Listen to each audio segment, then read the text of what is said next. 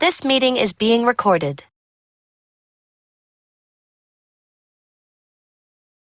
Thank you so much, everybody, for joining today. Good morning and good afternoon.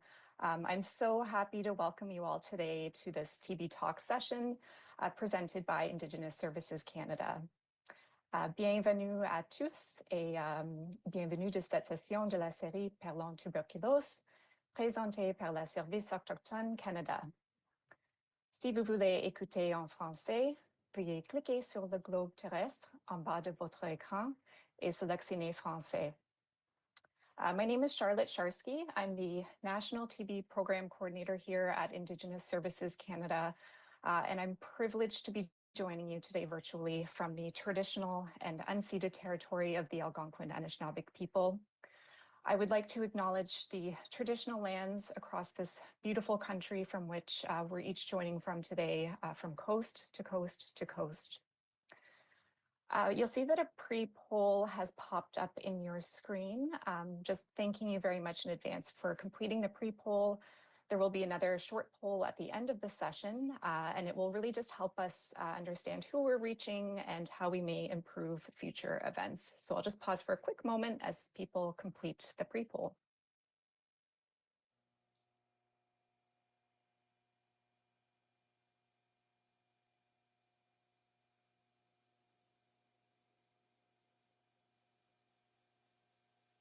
All right, to start this talk off in a good way, I would like to invite Elder Sequalia to provide some opening remarks. Sequalia, I'm so happy to have you here today. Thank you very much, and I will turn it over to you for a few minutes. Thanks.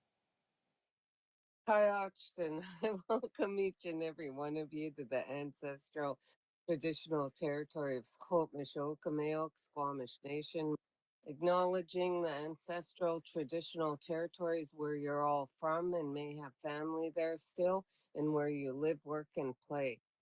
Just thanking you all for your good work in the communities, and grateful to always be with Charlotte and the team and be able to join you, because every time I'm in a session, I learn something new. And that's what our elders said, you never stop learning until you leave this earth.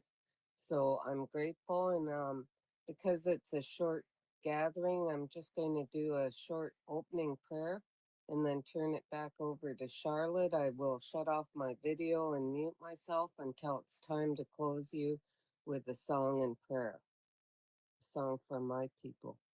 So raising my hands, asking you all to open your hands in your lap, on your desktop, armchair, however, and have your hands open, and let's come together, one heart and one mind.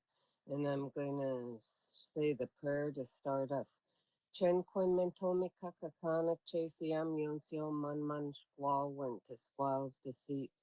Asking you, Creator, to watch over all your children gathered here today and help us all with our squall and feelings in our hearts, mind, spirit, total being, emotional, mental, physical, and spiritual health and wellness. Asking you, Creator, to let us share the words we speak and listen to with Winoxus respect as we transfer knowledge, information, and experience and ask questions to create positive solutions for the present and future. Asking you, Creator, to let today be a yet one health and excellent gathering as we come together on this beautiful day. Tama Quetzi Snachum. Those are my words. Back over to you, Charlotte. Thank you so much, Sequalia, for those opening words and prayers and starting us off in a good way today for the session. It is with great privilege and pleasure that I would now like to welcome our two presenters today, Dr. Kathleen McMullin and Dr. Pamela Orr. Thrilled to have you here today. And Kathleen, why don't we start with you to introduce yourself, and then we'll go over to Pam. Okay, so you can hear me all right? Perfect. Thanks. Okay, great. So I'm coming from Treaty 6 territory, and it's the homeland of the Métis, and I pay respects or acknowledge the ancestors of our land and I'm in Prince Albert. I'm a member of Lac La Ronge Indian Band, and I live in the woods here in the boreal forest with my husband Brooks, and I am very happy to be here, and it's so good to be um, having tea and conversation with my sister Pam Orr. And all of you, welcome to this presentation. Thank you for being with us. Thank you, Kathleen. And Pamela, I'll turn it to you to introduce yourself. Yeah, thank you. I'm really honored to be part of this today. I'm a physician, and I also teach and do research, and I have lived and worked for what's now 45 years in various parts of the North. And TB is close to my heart because it reminds us of so many parts of being human and the human experience. So thank you for inviting me. And thank you both so much for being here.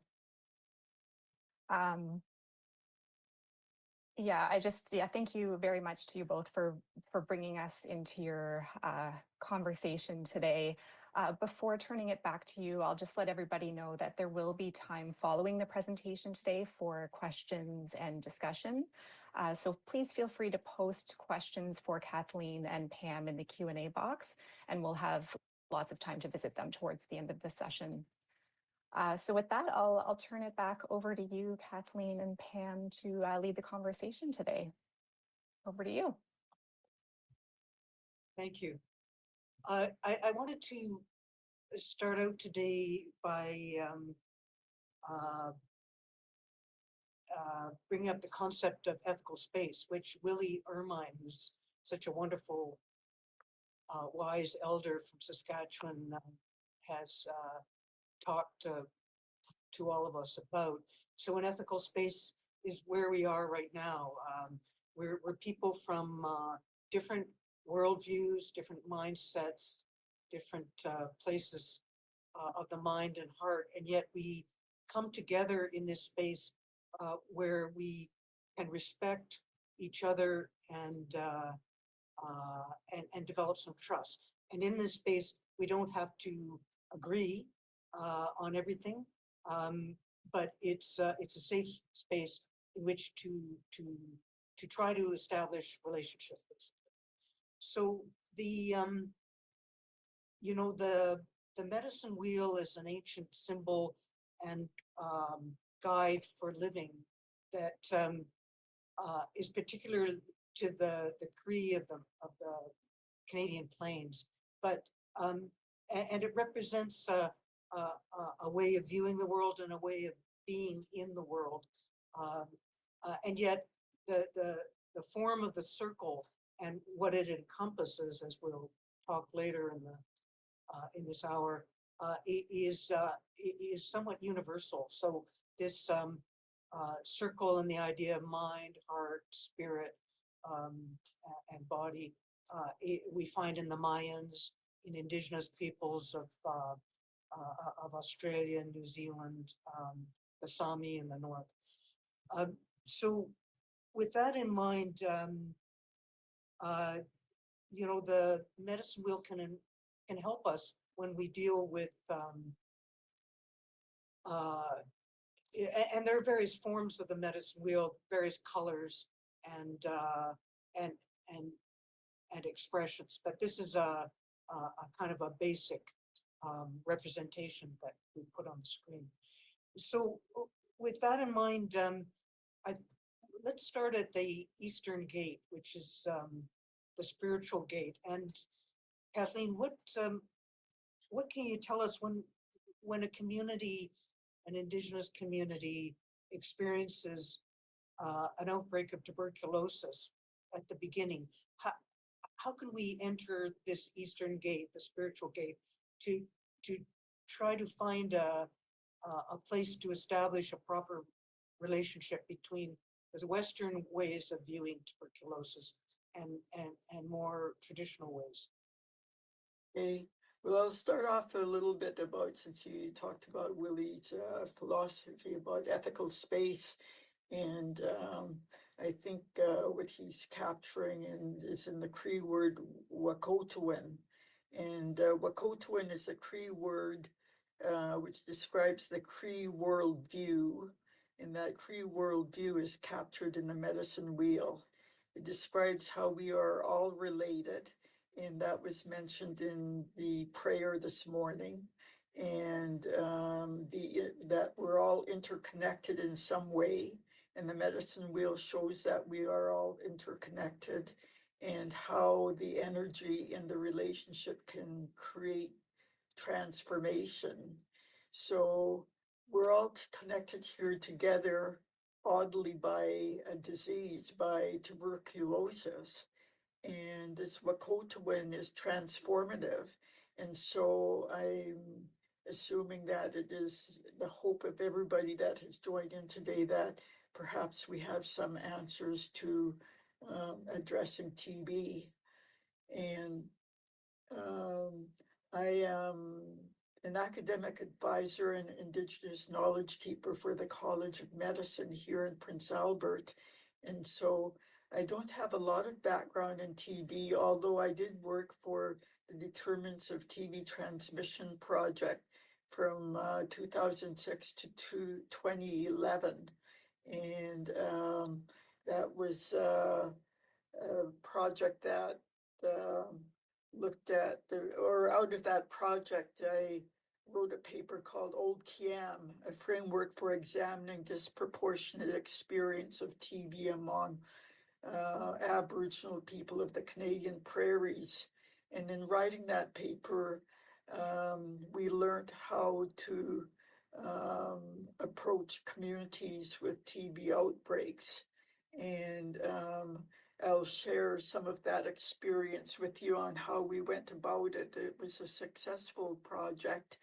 And I say that because the people who we interviewed, the 55 people we interviewed, had an opportunity to share their stories about their experiences with TB. And they said that it was a healing experience. And how we first entered the community was by getting in touch with the health directors. So I traveled to the communities that were suffering TB, and where Dr. Hepner and his team of TB nurses went to travel into the communities to heal the people from TB. And so the first thing you need to do is to get a hold of the health directors in the communities, and they will guide you to who the local elders are. So primarily in the spiritual realm, you want to get a hold of the elders. So keep in mind that the elders are following their traditions of their communities, and some communities are very Christian communities.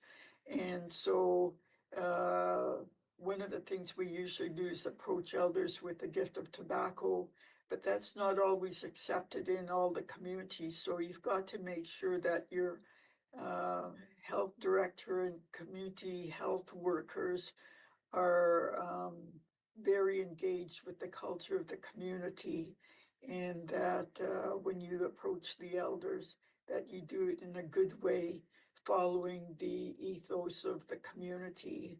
So for instance, up in St. Teresa Point, the offering is a box of groceries, whereas down here in the more central and southern parts of Saskatchewan, people are accustomed to being gifted with a tobacco upon entrance into the conversation about what it is you want to do. So once you have made communication with the health director and community healthcare workers, you are then in a relationship with the elders, and the elders, you ask the elders for prayers to guide the purpose of the meeting. So the purpose in this case would be to heal the communities from TB. So you would ask the elders if they hold pipe ceremonies or sweat lodge ceremonies, and you could suggest that one be held in honor of those who passed away from TB, and to ask for help for those with TB, because in Wekotowin, it means kinship, and we hold a kinship that is very much alive with the deceased ones of our families, and with the ones who are afflicted with TB in physical life. So there's a connection between the spiritual world and the physical world when it comes to Wekotowin. And to give you an example of how we did that in the Determinants of TB project is we had a gathering of TB doctors at my place, and Dr. Hepner was one of them, and Dr. Wendy Wobeser, and we had a traditional feast. And so we made a feast plate to feed the spirits of the people who had passed on from TB. And then we asked for prayers for help to um, guide the people who were suffering TB, that they would experience healing.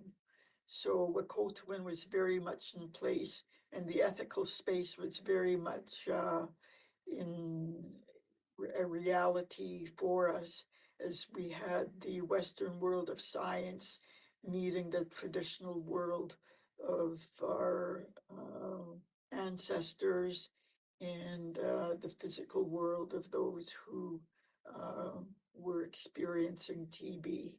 So that's how you would approach the onset of a TB outbreak, is to make sure you go through the steps of especially getting the elders involved, and ceremony where it's practiced.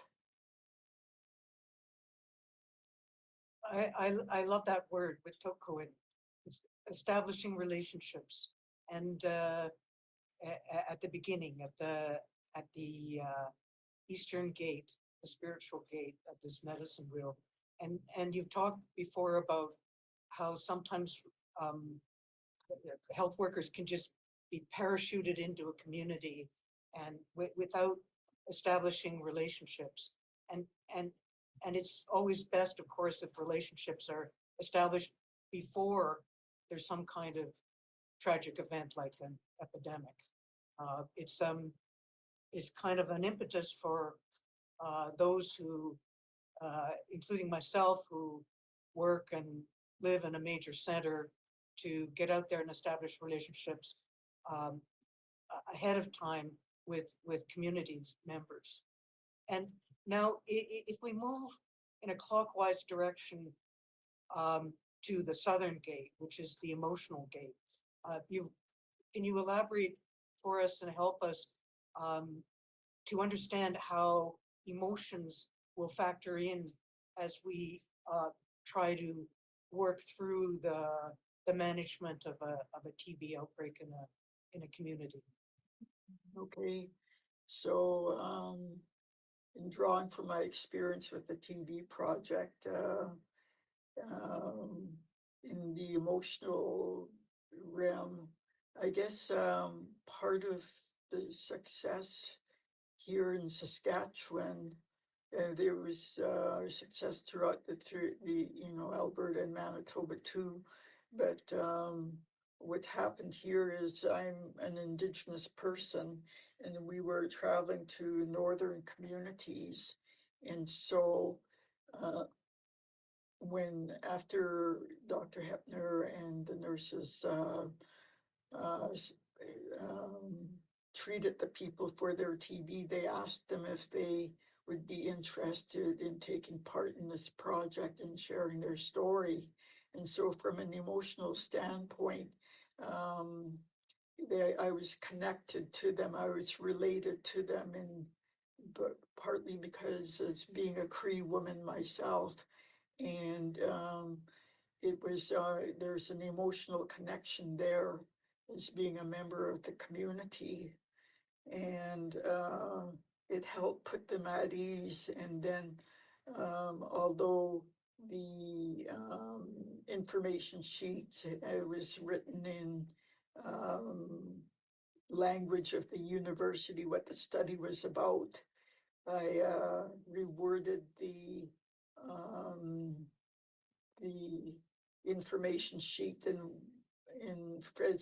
as from the heart.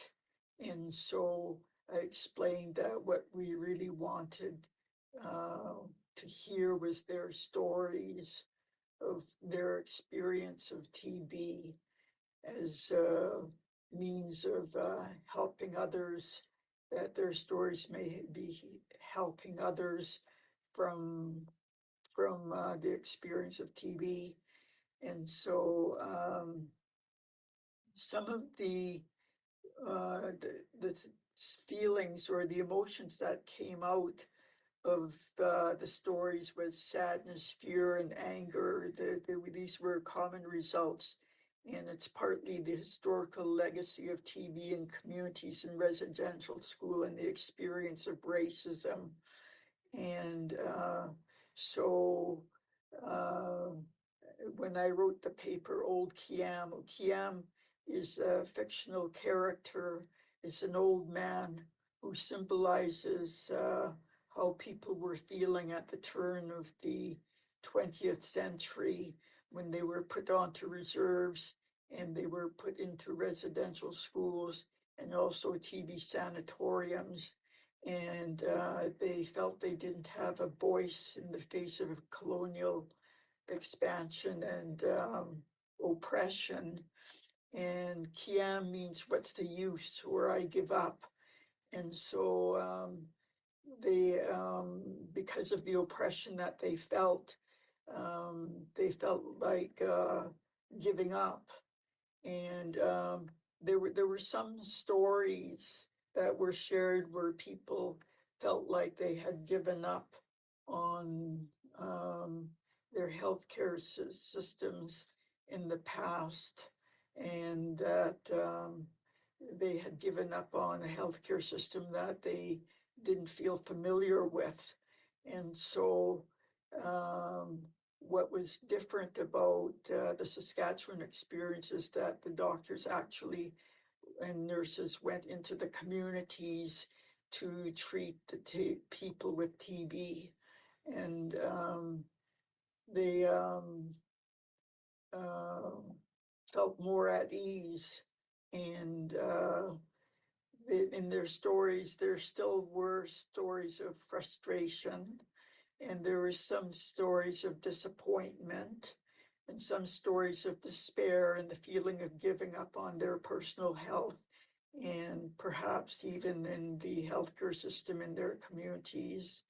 And they felt depressed because of having TB, and they were confused and felt perplexed. So there were a lot of negative feelings that came out in the stories in terms of negative emotions. But what propelled the people to take part in the study was that it was an opportunity to share their stories. And storytelling is a very powerful kind of medicine in Indigenous communities. And um, it was the hope that they had for their children and their belief in the power of a greater being, of their creator or their God, that propelled them to take part in the study. And I guess one of the things that surprised me into being part of this study was the healing nature of them being able to share their stories. And they said that it was a healing experience. So this tells me that when you go into the communities, you're not going in there to treat the disease, but that you are medicine people and that you are going into the communities and seen as medicine people, and medicine people are highly regarded in Cree society.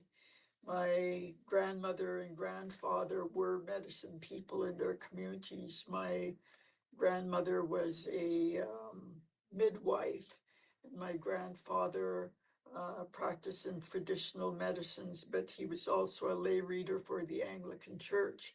And so there you have spiritual and emotional and physical parts of the being being addressed. And so people have high regard for medicine people. So you're not the only doctors and nurses or healthcare workers coming into the community. You are Wakotawin, you are in relationship as a medicine person. And so you're not just treating the disease, but you are there, in our view, to hear the stories of the people, and through their storytelling brings healing. So can you be a source of strength through Wakotawin is my question to you to reflect on. And I think that's all I need to say about the emotional aspect of the medicine wheel.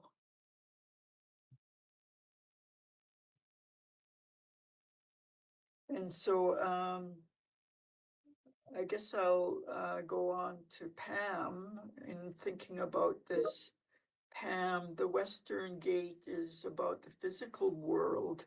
In the midst of a TB outbreak, how can we work more effectively as medicine people serving the community?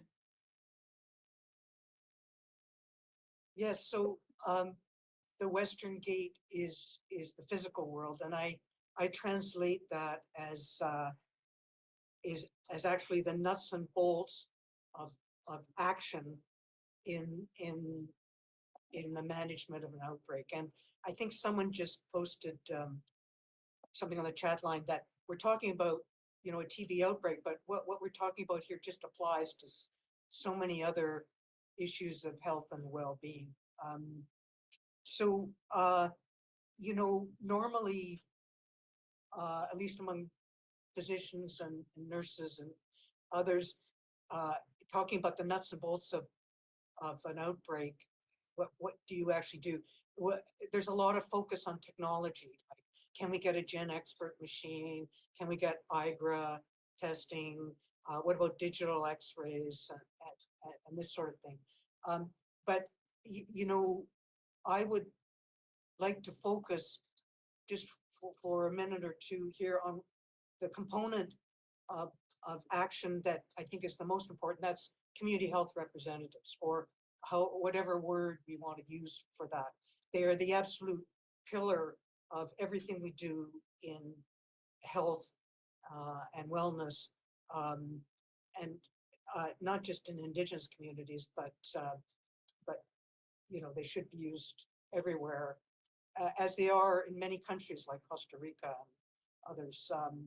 It's an anomaly that you know, community health representatives and aides are so effective in countries with so few resources, and yet they're so underutilized and undersupported here in Canada. So there used to be sort of a national community health rep program, but that fell apart some time ago. And I would just put a plug in here that they are the people who know what's going on in the community, how to approach our actions, and they're crucial to contact investigation and to the development of trust. And the nurses in the communities know this, but there's lots of others who could help us try to give more support for community health reps rather than hiring and then laying off workers every time there's a problem. And also the sort of try and avoid the siloed approach. These workers only do fill in the blank, tuberculosis, and those workers only do breastfeeding, nutrition, and early childhood. I would just say in the nuts and bolts of how we act,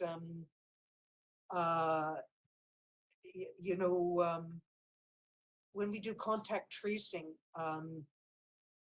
or contact investigation, again, it's the community health representatives who are really going to help us. We all have many stories about how the regular kind of interview may mislead us. Interviews by people who are parachuted into communities and don't actually understand how communities operate and how social interactions occur. The regular way of kind of drawing circles around the index case and testing people and then going further out, it doesn't really work well in communities like those in our Indigenous groups, where often a whole community operates as a family, or sometimes as two families. The other thing I just wanted to comment on is the issue of autonomy. And as I've learned from Kathleen and so many others, Indigenous worldview places a lot of emphasis on the well-being of the group, of the collective. But at the same time, each individual in the collective has the autonomy to decide what's right and wrong, or how they're going to follow the worldview of their people, of what's right and wrong, so that obviously, if there's a person who has active TB and is a risk to transmit to others, there may be a clash between what they want to do and what sort of the Western world feels is the right balance between protecting individual rights versus the community. But if you get to that point where there's a tension and the tension's rising with friction about issues of quarantine, then you've already lost an opportunity for the relationship within the ethical space. When it comes to autonomy for taking treatment of latent tuberculosis infection, we in the Western world, we really have to respect the individual's view on this. But once again, it's about relationship, which if you haven't established that ahead of time, and sometimes years ahead of time, within communities and between communities, then you can't expect compliance or adherence just to be a given.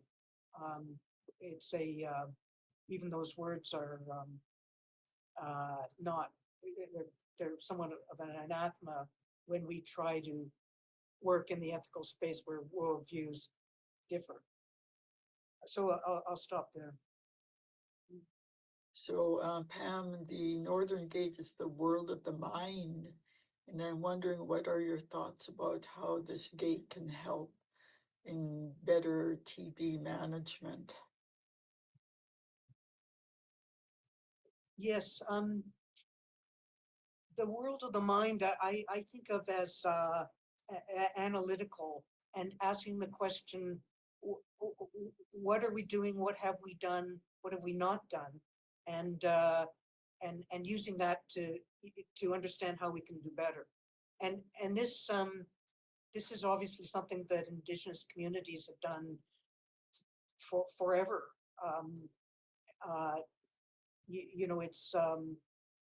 It's a method of living which has allowed survival and flourishing. Western cultures have no claim to an analysis and what is it, quality and pure improvement, QI, or continuous quality improvement. That's a way of being for Indigenous peoples. So what does that mean when we look at tuberculosis management in an outbreak or a non-outbreak situation? And as I see it, it means being transparent with data or information and accountable, and then feeding that in and doing better next time. So not letting information join a library like what's behind me, but actually use it. And we can do better in Canada, and we must do better. There's always this kind of talk that about confidentiality. We can't share information because it's confidential, but there are obviously ways to share information, be accountable and transparent while still respecting confidentiality. And there are countries and areas like Alaska and South Korea that actually are much more open about looking at performance targets. So publishing information about, how many contacts were found per case of tuberculosis, and how many of those contacts were actually evaluated, and how many of the contacts who were evaluated went on, treatment for latent infection. So those are performance targets, and Health Canada has published performance targets for tuberculosis care, but many regions in Canada have not actually embraced them and don't publish information if they do an analysis according to them, and they certainly don't engage. Many areas don't engage with Indigenous communities about this. And I learned a lot from Dr. Kim Barker, who used to say, well, when reports are published, they're often a lot about output, like what did we do, output, but not outcome. So, well, what actually was the result of what we did? So not just, we sent so many workers into a community and we did so many X-rays, and well, what was the result? So, yeah, that's how I see some of the major issues about the Northern Gate, the gate of the mind and analysis. I mean, the other thing that we can look at is that, as healthcare workers, we don't just shed our coat of advocates. So we can't really have credibility if we go into a community and try to care for individuals and for one community, if we don't become advocates for the determinants, the reasons why tuberculosis continues to flourish, and that leads us to the social, economic, political, environmental determinants, and we the people must see that we care and we're trying to work on the upstream determinants. At the same time, those who work on the upstream determinants, or who point to them, who say, oh, we can't do anything about TB until we improve housing or nutrition or poverty. That's not an excuse to have health systems that are inadequate, either in amount or quality. So, obviously the two go hand in hand. So Charlotte has kindly posted, I think, in the chat some articles and links to some of these things that we've been talking about. So I think there's a link to Kathleen's article about old Kayam, the kind of dialogue about despair versus hope that can run through a group of people who suffer greatly. I mean, in this case, it's about Indigenous peoples and tuberculosis, but it can be applied to lots of others in historically and present. And then there's an article, well, there's our article about the medicine wheel of TB, but there's another article about performance targets. One of the articles comes from the Canadian tuberculosis standards, but Richard Long and quite a few others have written quite compelling articles about how we should join, like, South Korea and Alaska in actually analyzing our work according to our performance, our outcomes, and using it to do better and sharing information. So I'll stop there and see if Charlotte wants to take us forward. Thank you both so much. Just for bringing us into that conversation and for sharing your experiences, the themes that you touched on with respect to the ethical space and establishing relationships and community and the importance of those community connections. They're just all so, they're vital in how we should be approaching TB care in communities. So just, I for one feel incredibly privileged to have listened to you today. So thank you very much. So we'll now shift gears a little bit and move into our discussion and question and answer period. You'll notice that there's a Q&A box at the bottom of your screen. So please feel free to type your questions for Kathleen and Pam in the Q&A box, or you can use the raise your hand function on Zoom and we can cue you to unmute your mic. Of course, you're more than welcome to turn off your camera if you're comfortable doing so.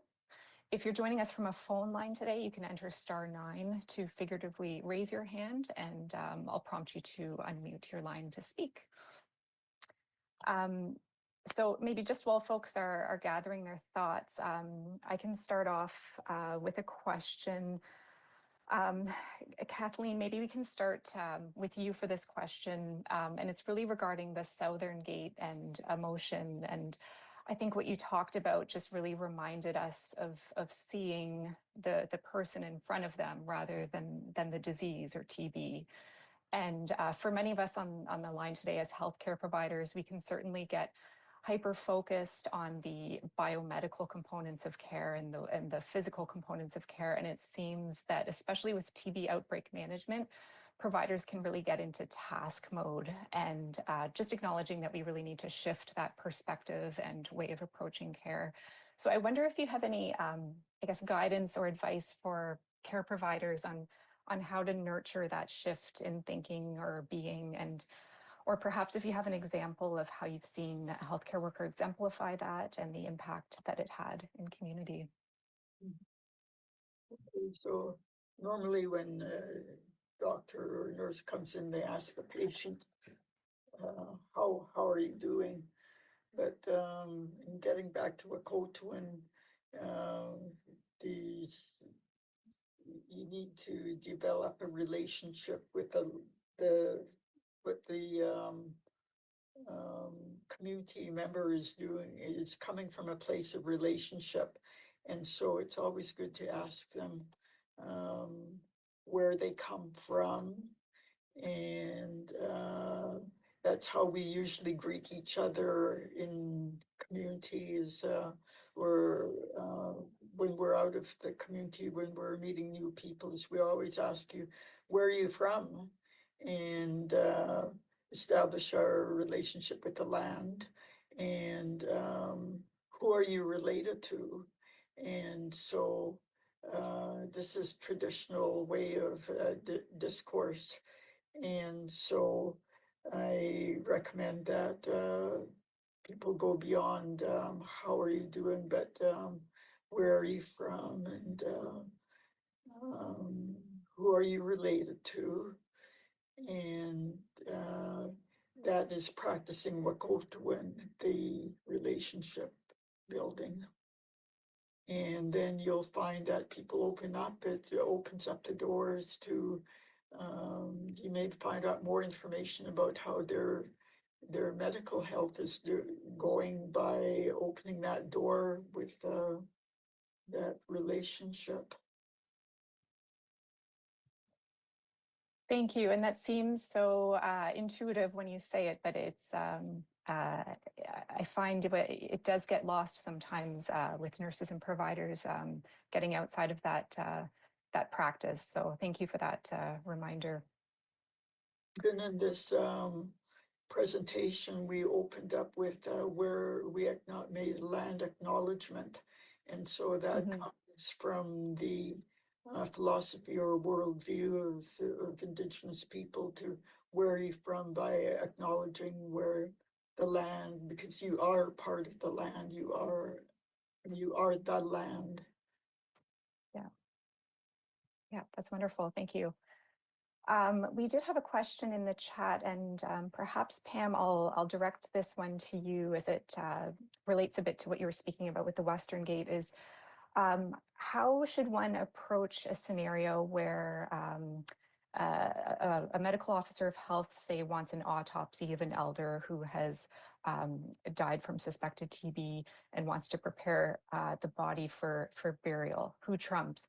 And I think this question could be broadened to many other scenarios and brings up the conflict between autonomy and some of the non-autonomous components of TB care and follow-up and treatment. So yeah, maybe not an easy question to answer on who trumps, but I wonder if you could maybe speak to this this conflict a little bit more. Well, first of all, I'd say I don't know what the law says, so I'm not going to answer from a legal point of view, but there are different laws, so I'm not going to talk about the law of the state. I deeply respect the views of some people and some cultures, not just Indigenous cultures, about not disturbing the body after death. Like there are other cultures that really adhere to that. There are some Western people who don't understand. Like they think it's, they don't fully appreciate how deep that feeling is, a spiritual feeling. So I would ask myself a couple of questions. One is, can there be some kind of meeting between cutting the body versus not touching the body? So for instance, like an aspirate, a deep transtracheal or just aspirate of the lungs, or a biopsy if it's a bone, just a needle biopsy of a bone. Some kind of mini procedure that's not viewed as by the family as being a problem. If that's not on the table, then I would ask myself, why not, if you're that worried that this person had active tuberculosis, why not just assume that they had active tuberculosis, allow the burial, and act accordingly in terms of your investigation? If is that such like an onerous thing to this make that assumption? I mean, it'll obviously, people who like the exact numbers, how many died of tuberculosis, it's a problem, but that's probably what I would do, not involving the law itself, the state's law. I would not force personally an autopsy. I would I would investigate as if it were present. Yeah, I mean, thank you for that. yeah, I mean, what if you just, destroy an entire relationship with, a people by doing something like that? Yeah, yeah, absolutely. And I think we have time for a final question, and I'll open it up to both of you, Kathleen and Pamela. And I think it's just acknowledging that this is a TB Talks, and the presentation and your published paper are really focused on tuberculosis and using the medicine wheel to inform the management of TB specifically. And you talked a little bit about how the teachings can be broadened, or there are other similar teachings that can provide lessons. On various areas of health programming and beyond. And I wonder if you could maybe touch a bit about the broader applications, and also why you felt like TB outbreaks in particular was an important connection to make with the teachings from the medicine wheel. And either one of you can either one or both of you can chime in on this. Well, for me, it's just I've just seen so many outbreaks badly managed. I mean, it's not not being a negative. It's just and or put it more positively, they could be managed so much better if we through relationship, through this ethical space. And an elder once said to me and my colleagues in northern Manitoba, after we had talked about what causes TB, a bacteria, and he said, I know what brought this tuberculosis outbreak here to our community. It's the hydroelectric dams.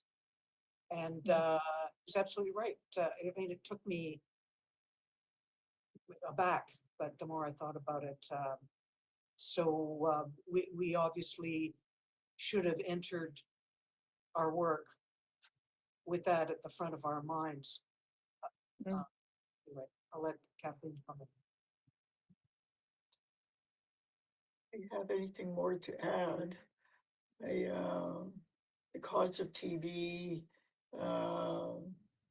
according to some of the people that I interviewed, there's a young man, he was only 16 years old, and he said that it was because it was meant to be. And then on the other hand, he said, well, it could be because of those damn bootleggers coming in to the community and spreading it. And so he saw it as an external kind of cause.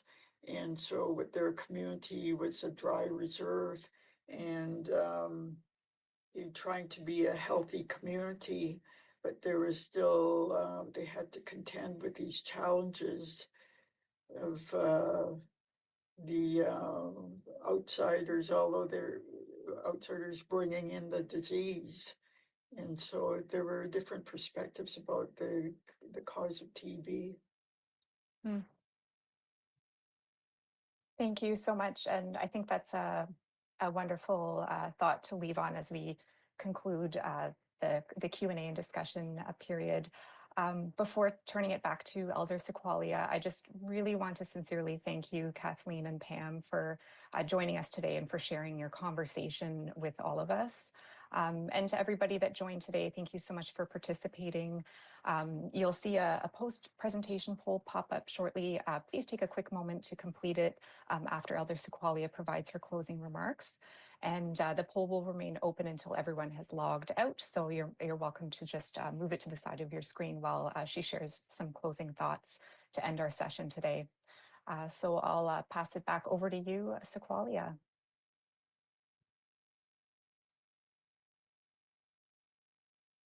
Sorry, I had to do the poll before I could unmute myself.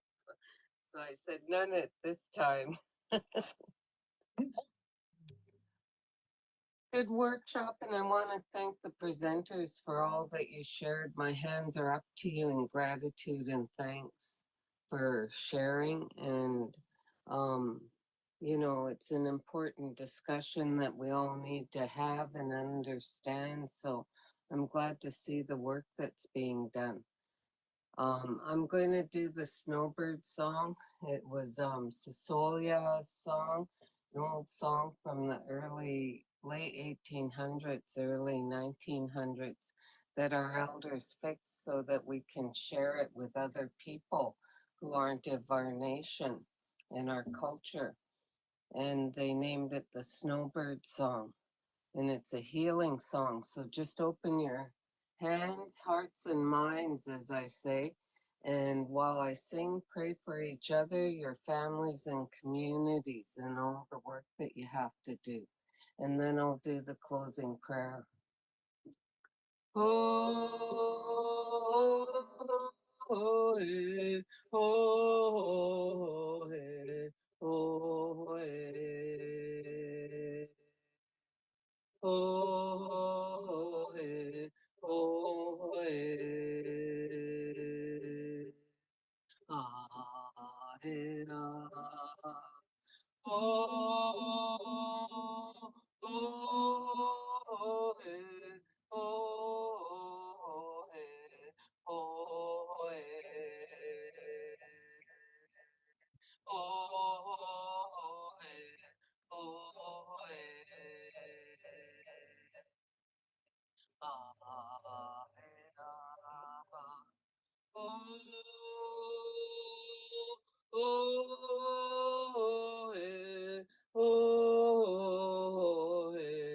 oh, eh. Oh, eh, oh, eh. Ah, eh, ah. Oh, oh, eh, oh, eh, oh, eh.